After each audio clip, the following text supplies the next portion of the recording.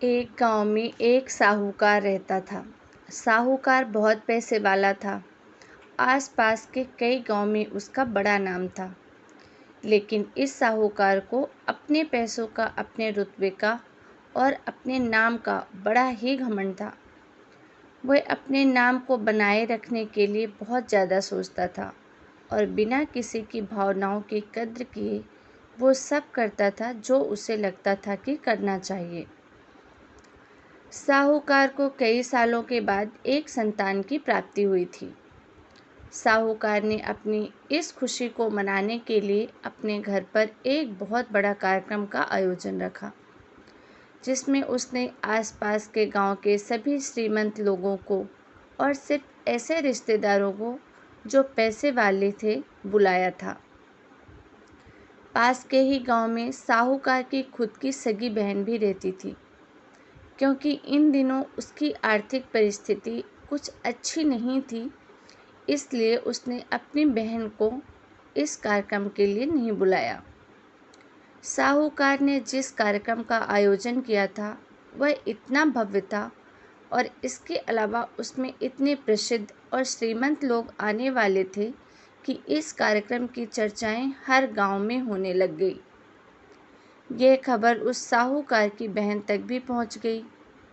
बहन को यह जानकर बहुत ज़्यादा खुशी हुई कि इतने सालों बाद उसके भाई को आखिरकार संतान सुख प्राप्त हो ही गया।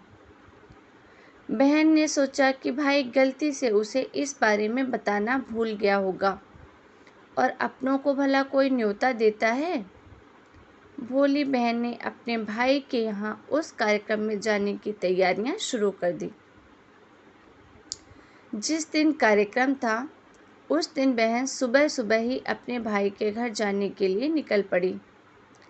रास्ते में अपने पुराने मैले कपड़े देख उसे ख्याल आया कि अगर किसी और के घर जाना होता तो मैं ऐसे ही कपड़ों में जाने की सोचती, लेकिन मैं तो मेरे अपने घर, मेरे मायके जा रही हूँ। वहाँ मुझे ये सब सोचने की कोई ज़रूरत नहीं है। जैसे ही वह अपने मायके पहुँची, वहाँ का भव्य आयोजन देखकर वह बहुत खुश हो गई और उसे अपने भाई पर बहुत ज़्यादा गर्व हुआ। वहाँ पर वह जल्दी से जल्दी अपने भाई को मिलकर उसकी खुशी में शामिल होना चाहती थी। वह तुरंत ही सीढ़ियाँ चढ़कर घर के अंदर प्रवेश कर गई। उसने देखा कि उसका भाई मेहमान के तौर पर आए सभी धनाढ्य और नामी लोगों का स्वागत करने में व्यस्त है। बहन जैसे ही अपने भाई की तरफ उससे मिलने के लिए बढ़ी, उसके भाई की नज़रें उस पर पड़ गई और अपनी बहन को ऐसे मैले पुराने कपड़ों में देखकर भाई ने उससे मिलना तो दूर बल्कि तुरंत बहाना बनाकर वहाँ से निकल गया। बहन ने सोचा इतने लोगों में बेचारा अकेले भाई क्या क्या करे। ज़रूर उसे कुछ काम याद आया होगा, इसीलिए वहाँ से चला गया। बहन बाद में अपनी भाभी से मिलने गई। भाभी ने उसका स्वागत किया और उसे खाना खाने के लिए आग्रह किया। बहन ने सोचा ठीक है, पहले खाना खा लेती हूँ, बाद में ही आराम से भाई से मिलूँगी। बहन खाना खाने के लिए पंगत में बैठ गई। साहूकार ने देखा कि अपने सभी धनवान मेहमानों के बीच उसकी गरीब बहन बैठी हुई है। सभी कीमती पोशाक, कपड़े, सभी चीज़ें पहने हुए लोगों के बीच उसकी बहन जो पुराने मैले कपड़े पहनकर बैठी थी, यह साहूकार से देखा नहीं गया। उसने अपनी बहन को अपने पास बुलाया और भला बुरा सुना दिया और वहाँ से जाने के लिए बोला। बहन ने तो सपने में भी नहीं सोचा था कि उसके साथ कभी ऐसा व्यवहार भी हो सकता है, वो भी उसके खुद के मायके में, और वो भी खुद के भाई के द्वारा। अपना अपमान होने के बाद बहन तुरंत अपने घर ससुराल जाने के लिए निकल पड़ी। बहन इस बात को पचा ही नहीं पा रही थी कि उसके अपने भाई ने उसके साथ इतना बुरा व्यवहार किया। उसकी आंखों से आंसू थम नहीं रहे थे। रास्ते में उसे अपनी पुरानी दोस्त मिली। उस दोस्त ने उससे रोने का कारण पूछा तो बहन ने उसे सब कुछ भी नहीं बताना चाहती थी, लेकिन दोस्त के बार बार पूछने पर उसके साथ हुई सारी घटना उसे बता दी। उसकी दोस्त एक समझदार महिला थी और काफ़ी प्रैक्टिकल सोचने वाली थी। फिर क्या था? उसने कहा कि अगर तुम मेरी बात मानो तो एक दिन तुम्हारा भाई खुद तुम्हें अपने यहाँ बुलाएगा और तुमसे माफ़ी भी मांगेगा। बहन ने उससे कहा कि मैं तुम्हारी हर बात मानूंगी, बताओ मुझे क्या करना होगा। दोस्त ने कहा कि तुम इस अपमान को, इस दुख को एक दिशा दे दो और कोई गृह उद्योग शुरू कर दो। उसमें इतनी मेहनत करो कि उस काम में तुमसे अच्छा कोई भी ना हो। बहन अपने दोस्त की बात सही लगी। उसने घर पहुंचकर अपने आंसू पोंछे और उसी दिन से एक गृह उद्योग शुरू किया। उसने दिन रात मेहनत की, अपने साथ कई और गांव की महिलाओं को जोड़ा और देखते ही देखते उसका गृह उद्योग चल पड़ा। कुछ ही सालों में आसपास के 50 गांव में उसका नाम और रुतबा काफ़ी बढ़ गया और अब वह पैसों के मामले में अपने भाई से भी ज़्यादा बड़ी धनवान बन गई। भाई को भी जब यह पता चला कि उसकी बहन इतनी श्रीमंत हो गई है तो उसने सोचा कि एक बार उससे मिलकर आया जाए। जब वह अपने बहन को उसके घर मिलने पहुंचा तो बहन ने उसका किसी राजा महाराजा की तरह स्वागत किया। उसने पसंद का खाना खिलाया।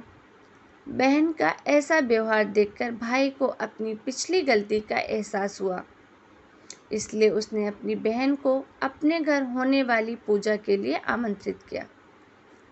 कुछ ही दिनों बाद बहन अपने भाई के यहाँ उस पूजा के लिए पहुँच गई। जैसे ही बहन अपने भाई के घर पहुँची, उसका भाई उसके स्वागत के लिए दरवाजे पर खड़ा था। बहन अपने महंगी गाड़ी में आई थी। उसने बहुत कीमती साड़ी और उससे भी ज़्यादा कीमती गहने पहन रखे थे।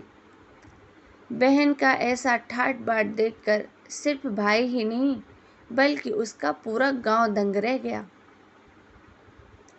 भाई दौड़कर आया और बहन की गाड़ी का दरवाज़ा खोलकर उसे बाहर आने के लिए कहा और बड़े प्यार से उसे पूजा का प्रसाद ग्रहण करने के लिए बुलाया। बहन को इस बार 12 पकवान परोसे गए थे। चांदी की थाली में उसे खाना दिया गया। वह साथ में एक सोने की चम्मच भी रखी गई थी। उसके बैठने के लिए बेशकीमती पाट रखा गया था। बहन को यह सब देखकर उसके वह पुराने दिन याद आ गए, जब भाई ने उसे बिना खाना खिलाए ही भला बुरा कहकर वापस लौटा दिया था।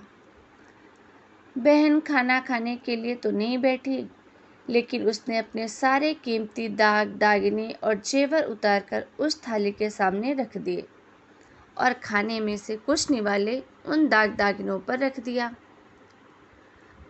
बहन का ऐसा व्यवहार देखकर सभी हैरान थे और किसी को समझ नहीं आ रहा था कि बहन ऐसा क्यों कर रही है।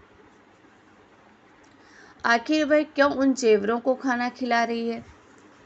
जब सभी ने उनसे पूछा कि वह ऐसा क्यों कर रही है, तब बहन ने सबके सामने बताया कि आज जो उसका इतना मान सम्मान हो रहा है ना, वह दरअसल उसका नहीं, उसके इन्हीं कीमती दागिनों और कपड़ों का हो रहा है, क्योंकि मैं तो अभी भी वही पुराने साहूकार की बहन ही हूँ।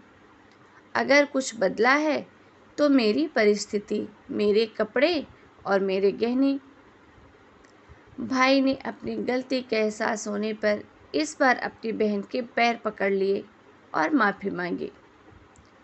बहन जो पहले भी अपने भाई से निस्वार्थ प्रेम करती थी, उसने अपने भाई को माफ़ कर दिया और उसे गले लगा लिया। तो दोस्तों, आज की हमारी ये कहानी कैसी लगी हमें कमेंट करके ज़रूर बताएं। मिलते हैं नई कहानी के साथ, तब तक के लिए राम।